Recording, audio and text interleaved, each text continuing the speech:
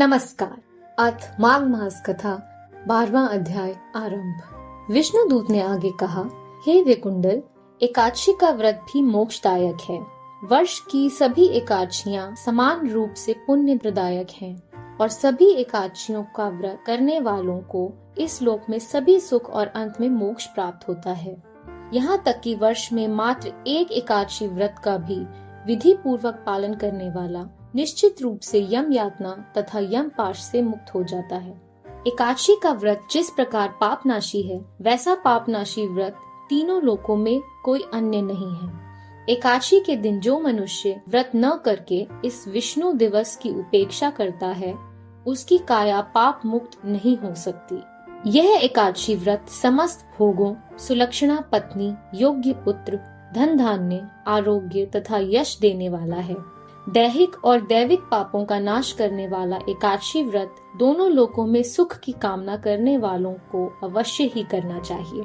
जो श्रद्धालु जन एकादशी के दिन व्रत धारण करके रात्रि जागरण करते हुए भगवान विष्णु का जप, भजन तथा कीर्तन करते हैं, वह अपने पुण्य प्रताप से अपने मातृपक्ष तथा पितृपक्ष की 10-10 पीढ़ियों का उद्धार करते हैं।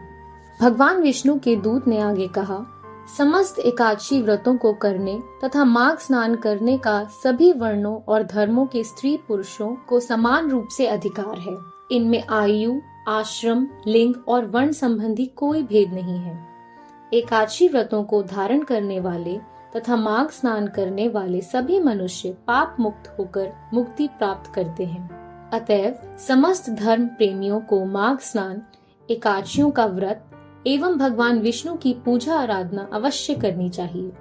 जो स्त्री पुरुष एकादशी व्रत नहीं करते और माघ मास में न तो घर पर और न ही तीर्थों में स्नान करते हैं तथा दान आदि भी नहीं करते, वे इस लोक में नाना प्रकार के कष्टों को भोगते ही हैं। मृत्यु के पश्चात भी घोर नरक यातनाएं प्राप्त करते हैं।